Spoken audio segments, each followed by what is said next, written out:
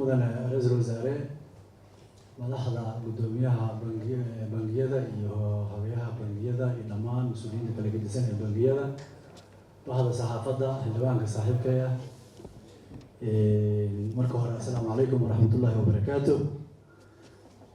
waxaa sharaf noo ah inaan kasoo qayb galno madashan qiimaha badan ee soo qabanqaabisay ururka bangiyada waana bogaadinaynaa waana soo dhaweynaynaa gabadha waxay tilaashay xiliyaha doorkii wasaaradda ganacsiga maqnaa mar hadday ganacsatada joogto wasaaradda ganacsiga way joogaan marka waxaan u malaynaa anaga ganacsatada isku halkaan ahay wax ka maqnaa keliya mas-uuliyiintii wasaaradda laakiin waa joognay haddii ganacsatada ay joogtay waa habalyaynaynaa waa soo dhaweynaynaa bangiyada horumarku ay sameeyeen ganacsatada soomaaliyeed muddooyinkii dhibaatada aan ku jirna waxay ahaayeen kuwii dhibaatada kasoo bixitaankeeda qayb weyn ka qaatay hadday tahay shaqo abuurista hadday tahay bilicda ka qayb qaadashada magaalada hadday tahay gurmashada dhibaatooyinka ka dhaca dalka intaasba waxaa qayb ka qaadanaya bangiyada iyo ganacsatada soomaaliyeed mar walba waxay ahaayeen kuwa garab taagan ummadda soomaaliyeed in bangi la furo dhaqaale la aruuriyo hanti islaameed la hayo waxay u baahan tahay amni waxay u baahan tahay kalsooni waxay u baahan tahay aaminaad marka inaan is aamino dadkii ugu horreeyay noo bilaabay oon xoolahayna inta u dhiibano iska seexano dadkii qaar dhulka gashan jiray iyo kuwii duugan jiray kuwii maxay jawaanada ku haysan jiray dooliga ka cuni jiray waxaa naga soo gudbiyey bangiyada naga soo gudbiyey marka inaan u mahad celino oon dhahno waa mahadsantihiin intaasaan leeyahay intaas kadib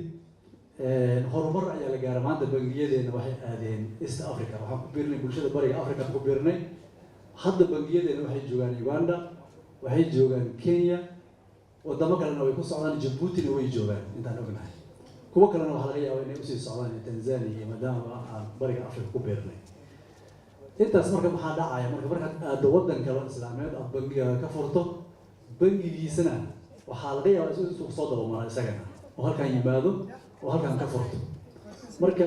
dadkeena asalkeena geelay iyo waxaan aan jirnay xoolaaleey iyo waxaas dadku u badan yihiin meesha daaqsinka markii la aado waa la isku ciriirin jiray maxay tahay la isku dagaali jiray haddii uu meel daaqsin jiro xoolaha la isku dili jiray daaqsinka marka business aan aadnay ilbaxnimo inaan isticmaalno iyo shuruuc baahan yahay marka maxaa yeelay haddii bangigu halkan soo aado haddii sida kayntii xoolaha ku ilaashanaysa aad tiraa kayntaana ii xiran tahay neefkaaga ma soo gelaya aad tiraahid yani maxay noqonaysaa weli waxaan joognaa baadiyihii inaan joogno marka waxaa loo baahan yahay in la soo dhaweeyo bangiyada adduunka ee dalkan imaanaya ee maalgashiga sameynaya in la soo dhaweeyo iyadoo dowladda Soomaaliya ay ballan qaadayso in bangiyadeena Soomaaliyeed duruufaha adag ku soo shaqeeyay dhaqaalahoodii tabartooda aan ognahay in la ilaaliyo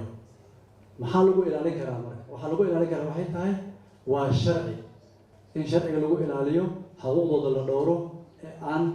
bangiyo ka xoog badan ka xoolo badan oo adduunyo nabada joogay inta iyagu burburkan ku dhex jireen oo hantida yarka ah shilinka ay ilaalinayeen kuwa nabad ku shaqaysanayay oo ka lacag badan yimaada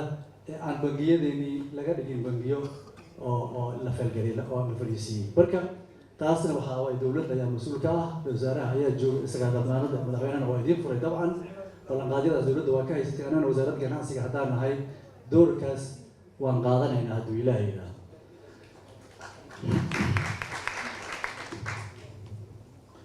intaas kadib waxaan rabaa inaan idhaahdo bangiyada waxay hadda aada u maalgeliyaan waxa la yidhaahdo real estate dhismaha guryaha ayay aada u maalgeliyaan keliya uma baahnin marka real estate uma baahnin waxaan u baahannahay bangiyo isu tegay oo aan aragno oo beeraha maalgelinaya bangiyo isu tegay oo kalluumaysiga maalgelinaya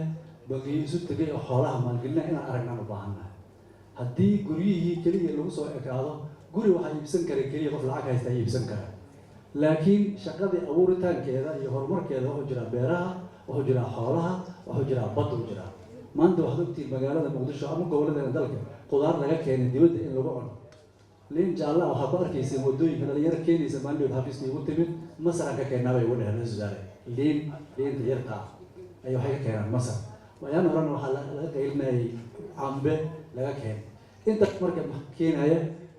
bangiyo iyo adduunyo iyo dad horumaray dalkoodii maalgeliyey beerahoodii abuuray inay noo soo gaar beeraley waa nahay dhul beeradan haysanaa badan haysanaa waxaa loo baahan yahay inaad lacagta noo aruurisaan oo aad guryo noogu dhisaan qof lacag haysta keliya aad raadisaan lama rabe